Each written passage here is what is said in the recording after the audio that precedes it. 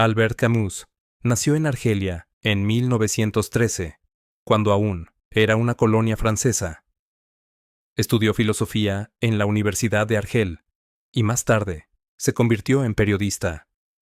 Provenía de una familia pobre de clase trabajadora. Su madre era una empleada doméstica analfabeta y en su hogar no había libros. Perdió a su padre cuando tenía apenas unos meses de vida, durante la Primera Guerra Mundial. Cuando comenzó a asistir a la escuela secundaria se sentía como un extraño. Venía de un suburbio humilde y, de pronto, se vio rodeado de jóvenes pertenecientes a familias de clase media. Con el paso del tiempo, se convirtió rápidamente en una figura conocida dentro de los círculos universitarios y resultaba muy atractivo para las mujeres. Sin embargo, a los 17 años, fue golpeado por la tuberculosis, lo que interrumpió tanto sus estudios como su vida física.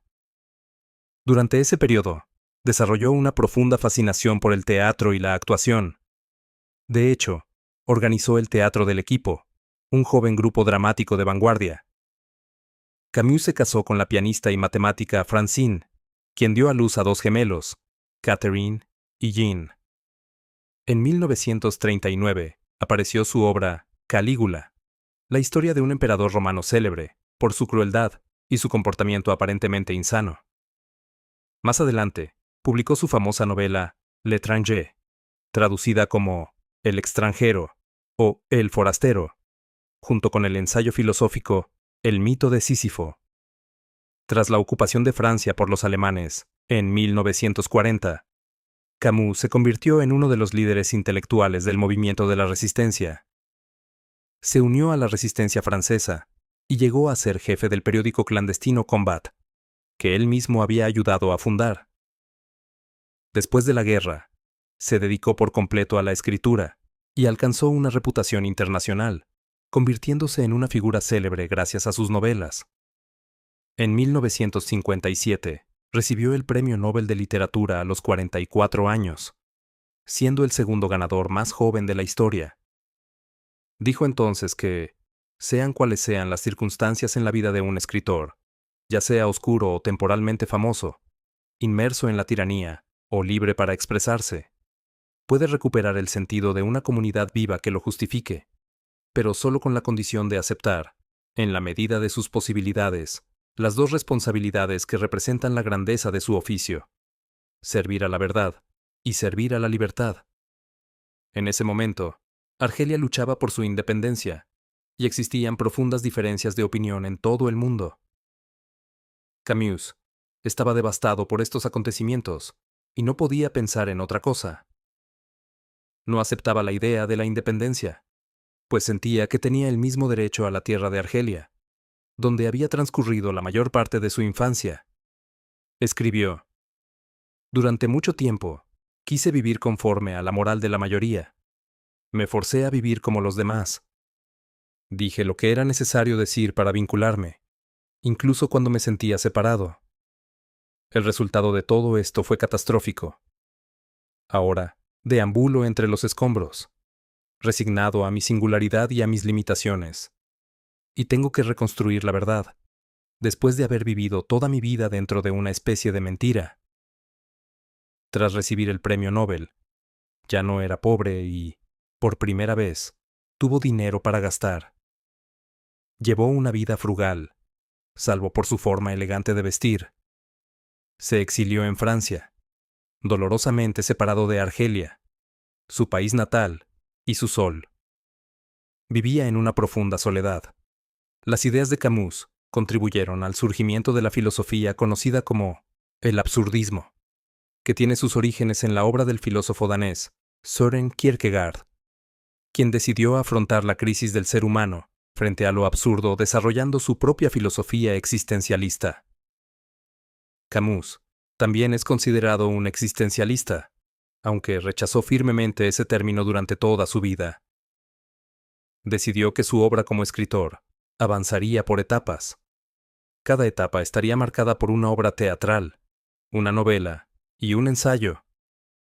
El primer ciclo fue el del absurdo, el segundo el de la rebelión, y, hacia el final de su vida, sintió que estaba entrando en un ciclo completamente nuevo, que sería el del amor o la felicidad.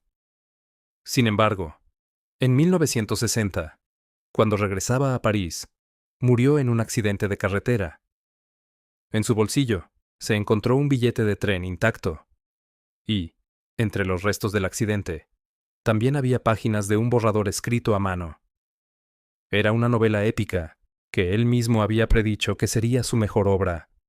Fue editada y publicada 34 años más tarde, como El primer hombre por su hija Catherine, convirtiéndose en un éxito inmediato y ayudando a comprender el carácter de Camus más profundamente que cualquiera de sus otras obras. En el centro de toda su obra se encuentra una noción que él mismo formuló con claridad. El hombre se enfrenta cara a cara con lo irracional. Siente dentro de sí su anhelo de felicidad y de razón.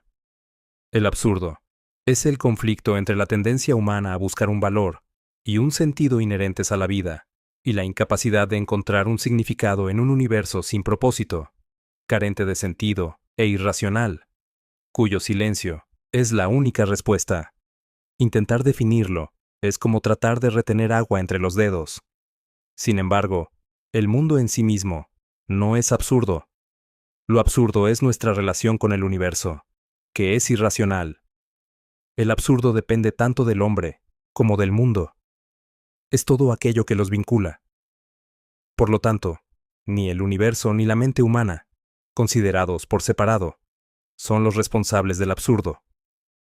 Más bien, el absurdo surge de la naturaleza contradictoria de ambos, al existir simultáneamente. Su novela L'étranger, traducida como El extranjero o El forastero, expone con claridad el tema del absurdismo y del existencialismo en la obra de Camus.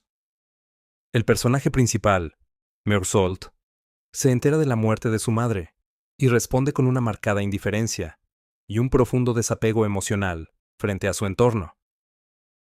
Dice lo que piensa sin consideración por los demás y, debido a sus peculiaridades, queda progresivamente alienado de la sociedad. Una escena famosa es su encuentro con un hombre árabe en la Argelia francesa. Toda la playa reverberaba bajo el sol, y éste lo presionaba desde atrás. El sol comenzaba a quemarle las mejillas, y sentía gotas de sudor acumulándose en las cejas. Era el mismo sol del día del funeral de su madre. Y nuevamente, era la frente lo que más le dolía, con todas las venas palpitando a la vez bajo la piel. Dio un paso, solo un paso hacia adelante. Y esta vez, sin incorporarse, el árabe sacó su cuchillo y lo sostuvo hacia él bajo el sol. Era como una larga espada reluciente lanzándose contra su frente. Todo su ser se tensó y apretó con fuerza el revólver. El gatillo cedió, y ahí fue donde todo comenzó. Se dio cuenta de que había destruido el equilibrio del día y el silencio perfecto de aquella playa donde había sido feliz. Disparó 4 veces más sobre un cuerpo ya inerte, y las balas se hundieron sin dejar marca alguna. Fue como dar 4 golpes secos a la puerta de la desgracia. El protagonista mata a un hombre que no conocía, en un acto involuntario y absurdo. Simplemente tuvo un instante de miedo. El sol golpeó el cuchillo, y el sudor le corría por los ojos. A partir de ese momento, entra en el mundo del juicio, y el mundo del juicio es el descubrimiento del hombre. Es condenado a muerte, y atormentado por su nuevo entendimiento del mundo. Esto muestra una de las formas del absurdo. Un joven que quiere vivir, pero es condenado a morir. Nuestro protagonista está afectado por la locura de la sinceridad. Es un personaje que se distingue por no querer decir nunca más de lo que siente. Cuando se le pregunta si sufrió en el entierro de su madre, no afirma ni niega haber sufrido. Esta negativa persistente, esta fascinación por la autenticidad de lo que uno es y de lo que uno siente, es lo que da sentido a toda la novela. Ese mismo año, Camus publicó El mito de Sísifo, influido por filósofos como Søren Kierkegaard, Schopenhauer y Nietzsche. El libro comienza afirmando que solo hay un problema filosófico verdaderamente serio, y es el suicidio. Juzgar si la vida vale o no la pena de ser vivida equivale a responder la pregunta fundamental de la filosofía. Por suicidio, más allá del acto físico, su principal preocupación es lo que denomina suicidio filosófico, como el salto de fe propuesto por Kierkegaard, o lo opuesto a la noción de mala fe del existencialista Jean-Paul Sartre, donde aceptamos algo como verdadero aunque no sea convincente, sino simplemente conveniente y fácil de creer. De este modo, Camus señala que el existencialismo debe ser ateo, ya que una de las formas más comunes de suicidio filosófico es creer en un sistema de creencias prefabricado, lo cual abarca prácticamente a todas las religiones del mundo. Para Camus, la razón principal por la que una persona cree en Dios es porque ello la libera del sentimiento de angustia que produce la incertidumbre de la vida. Tomemos, por ejemplo, la creencia en una justicia última, donde las personas buenas serán recompensadas y las malas castigadas, algo que no siempre ocurre. Esta incertidumbre y aleatoriedad generan inseguridad. Creemos entonces en un sistema de creencias hipotético que nos alivia de inmediato esas inquietudes, al costo de cometer una especie de suicidio mental, al cerrar nuestras facultades intelectuales. También existen formas seculares de cometer este acto, como escapar hacia el mundo del entretenimiento. La propuesta de Camus consiste en confrontar honestamente toda la naturaleza incierta de la vida, en enfrentar el absurdo como una dimensión fundamental de nuestra existencia. Al hombre que no comete suicidio filosófico y afronta el absurdo, Camus lo llama el hombre absurdo, una especie de héroe existencial, muy similar al personaje de Meursault en El extranjero. Es aquel que vive sin apelación, como afirma Camus, y que reconoce la absurdidad de la existencia, pero mantiene abiertas y vivas las preguntas de la vida, evitando el suicidio filosófico. El suicidio nunca es una opción para el hombre absurdo, ya que supondría aceptar nuestra condena absurda, afirmando implícitamente que la vida es realmente intolerable y que el suicidio sería la única salida. Es comparable a ser condenado a prisión. Lo más desafiante que podría hacerse es disfrutar la experiencia, porque disfrutarla niega el sentido de la condena, que se supone debería vivirse como una forma terrible de sufrimiento. Sin embargo, la existencia humana es absurda, no solo porque se niega a darnos respuestas a nuestras preguntas básicas, sino también por lo repetitiva y fútil que resulta en la práctica. Levantarse, tranvía, 4 horas en la oficina o en la fábrica, comida, tranvía, 4 horas de trabajo, comida, sueño, y luego lunes, martes, miércoles, jueves, viernes y sábado siguiendo el mismo ritmo. Este camino se sigue fácilmente la mayor parte del tiempo, pero un día surge el porqué, y todo comienza en ese cansancio teñido de asombro. Pero no termina ahí. Incluso nuestros fines de semana, las vacaciones y otros acontecimientos que parecen singulares no son más que variaciones de experiencias que ya hemos vivido muchas veces. Cambian las formas, pero el fondo permanece igual. Además, la vida es absurda porque no nos ofrece ninguna razón real para concluir que todas nuestras luchas repetitivas llegarán alguna vez a significar algo. Cuando morimos, la mayoría de nosotros seremos olvidados durante mucho tiempo. Incluso las inscripciones de nuestras lápidas estarán desgastadas e ilegibles. La propia Tierra acabará siendo absorbida por el Sol en expansión, sin dejar ningún rastro perceptible de nuestras vidas o de nuestras luchas, ni siquiera de las de toda la raza humana. Todas nuestras grandes batallas terminarán reducidas a nada más que polvo. Camus asocia esta condena al absurdo con el personaje mitológico de Sísifo, un hombre castigado por los dioses a empujar una roca cuesta arriba durante toda su vida. Un trabajo interminable y agotador, solo para llegar a la cima y ver cómo la roca vuelve a rodar inevitablemente hasta el fondo, obligándolo a comenzar una y otra vez. Está condenado a una existencia de dolor y angustia, a trabajar arduamente para que, al final, todos sus esfuerzos resulten completamente inútiles. Sin embargo, no es la naturaleza repetitiva y fútil de la existencia humana en sí misma lo que la vuelve absurda. Lo que verdaderamente hace absurda nuestra vida es la conciencia de nuestra condena sisífica, cuando evitamos la trampa del suicidio filosófico. En una de sus citas más célebres, Camus afirma que la lucha misma hacia las cumbres basta para llenar el corazón de un hombre. Hay que imaginar a Sísifo feliz, una felicidad entendida como vivir con pleno reconocimiento de la vida absurda, acompañada de una negativa desafiante a aceptarla pasivamente, encantarse con la vida, en el extremo opuesto del nihilismo. La revuelta es un concepto esencial para Camus. Es el mantenimiento de una conciencia lúcida frente a la absurdidad de la existencia.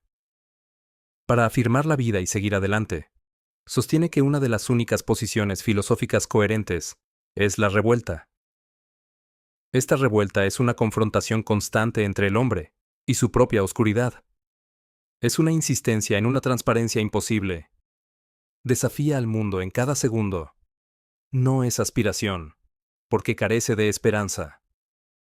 La revuelta es la certeza de un destino aplastante, pero sin la resignación que normalmente debería acompañarlo. Rebelarse es decir no a la propia existencia absurda y, al mismo tiempo, decir sí a otra forma de existencia más deseable. Camus, al igual que Nietzsche, consideraba que la aceptación del destino era central en su filosofía y en su visión de la vida. Camus escribió que una voluntad de vivir, sin rechazar nada de la vida, es la virtud que más valora en este mundo. Este concepto, conocido como amor fati, amar el propio destino, se asocia principalmente con los estoicos. Marco Aurelio escribió que un fuego ardiente convierte en llama y claridad todo lo que se arroja en él. Epicteto expresó una idea similar al afirmar que no debemos pretender que las cosas sucedan como deseamos, sino desear que sucedan como realmente suceden. Y entonces, nuestra vida fluirá bien. Nietzsche desarrolló esta idea a través de lo que llamó el eterno retorno. Amar la vida, y no solo aceptar lo bueno, sino también aceptar que existen el mal, el sufrimiento, el dolor y la aniquilación. La mejor vida después de la muerte que podemos experimentar no es otra que la repetición exacta de la vida que ya hemos vivido. El ideal del individuo más afirmador del mundo y del espíritu más elevado. Para Camus, esta afirmación de una existencia más deseable conduce inevitablemente a la rebelión. En El rebelde, publicado en 1951, escribió: «Para existir, hay que rebelarse. Pero la rebelión debe respetar los límites que descubre en sí misma. Al contemplar los resultados de una rebelión activa, debemos preguntarnos si permanece fiel a su primera y noble promesa, o si olvida su propósito y termina hundiéndose en el fango de la tiranía o la servidumbre. En la experiencia absurdista, el sufrimiento es individual. Sin embargo, desde el momento en que comienza un movimiento de rebelión, el sufrimiento se percibe como una experiencia colectiva, como la experiencia compartida de todos. Por lo tanto, el primer paso para una mente abrumada por la absurdidad de las cosas es darse cuenta de que el sentimiento de extrañeza no es individual, sino compartido por todos los hombres. Toda la humanidad sufre esa división entre sí misma y el resto del mundo. Sin embargo, Camus también advierte sobre el peligro de la tiranía. Para él, la rebelión no siempre conduce a resultados deseables. Señala que las formas nihilistas de rebelión son frecuentes. Vivió en medio de algunos de los peores regímenes totalitarios del siglo XX, como los de Hitler, Stalin y Mao. Creía que estos sistemas eran formas de rebelión contra el absurdo, basadas en el reconocimiento de que no existe vida más allá de esta existencia. No obstante, a diferencia de lo que él defendía, esos movimientos expresaban un profundo odio hacia la vida y el deseo, en un universo sin Dios, de desempeñar simultáneamente el papel de Dios y de demonio. Camus defendía lo que llamaba una rebelión genuina, una rebelión que no busca imponer una utopía por medios destructivos, como hacen las rebeliones nihilistas, sino que reconoce la necesidad de valores comunitarios compartidos. Su objetivo era promover la solidaridad, la libertad individual y una armonía relativa entre los seres humanos. Sostenía que, si los hombres no pueden remitirse a un valor común, reconocido por todos como existente en cada uno, entonces el hombre se vuelve incomprensible para el hombre. Concluye esta idea con la frase, me rebelo, luego existimos, implicando el reconocimiento de una condición humana compartida. El argumento central de El rebelde consistía en sustituir las ideas de acción revolucionaria por un concepto de revuelta interior y conciencia crítica. Para Camus, la única manera de enfrentarse a un mundo que no es libre es convertirse en alguien tan profundamente libre que la propia existencia termine siendo, en sí misma, un acto de resistencia. Para entonces, Camus ya se había familiarizado con Jean-Paul Sartre, otro influyente intelectual francés, a través de la literatura y, en parte, gracias a la experiencia compartida de la resistencia. Solían conversar hasta altas horas de la noche, en cafés que con el tiempo se volverían célebres y pasarían a la historia como cafés existencialistas. En Francia, Sartre era considerado la figura central y el líder indiscutido del movimiento intelectual, mientras que Camus era visto como un escritor brillante, aunque con menor peso político. Sin embargo, los desacuerdos entre ambos aparecieron pronto, especialmente tras la publicación de El rebelde, donde Camus criticó con firmeza los excesos del comunismo totalitario de la Unión Soviética. Camus declaró entonces, estoy del lado de la vida, estoy en contra de una nueva guerra. Rebelarse hoy significa oponerse a la guerra. Estas palabras marcaron una ruptura definitiva entre ambos pensadores, una distancia que se mantuvo hasta la muerte de Camus, momento en el cual Sartre leyó su elogio fúnebre. Camus también estuvo profundamente influido por el novelista y filósofo ruso, Fyodor Dostoyevsky. Encontró una fuente de inspiración poderosa, sobre todo en dos de sus obras, Los demonios y Los hermanos Karamazov. El espíritu crítico y ateo de Iván Karamazov fue, para Camus, uno de los personajes más fascinantes de toda la literatura de Dostoyevsky. La afirmación de Iván de que, si Dios no existe, entonces todo estaría permitido, resonó intensamente en él. La visión filosófica y ética de Camus se vio profundamente enriquecida por sus reflexiones constantes sobre la personalidad y la obra del autor ruso. Con el dinero recibido tras obtener el premio Nobel, Camus adaptó y dirigió para el teatro la novela Los demonios, un proyecto que fue muy bien recibido por la crítica y que consolidó aún más su prestigio artístico. En 1957 publicó su última obra de ficción completa, La caída. La novela gira en torno a Clamence, un reconocido abogado parisino, conocido por su defensa de los débiles y los desfavorecidos. Un día, vive un episodio perturbador que despierta en él un profundo sentimiento de culpa, tras no intervenir ante una situación límite. Clamence relata que lo que está a punto de contar es especialmente difícil. Aquella noche, cuando regresaba a casa, al cruzar un puente, distinguió una figura detenida junto a la baranda, observando el río en silencio. Poco después, escuchó un sonido repentino que rompió la quietud nocturna, seguido de voces que se fueron apagando con la corriente. El silencio que siguió pareció interminable. Sintió el impulso de reaccionar, pero quedó paralizado, dominado por una sensación de debilidad que recorrió todo su cuerpo. Finalmente, se alejó bajo la lluvia, sin atreverse a buscar ayuda. A pesar de la imagen que Clamence tenía de sí mismo como una persona justa y solidaria, continuó su camino como si nada hubiera ocurrido. Más tarde intentó justificarse, explicando que intervenir habría puesto en riesgo su propia seguridad.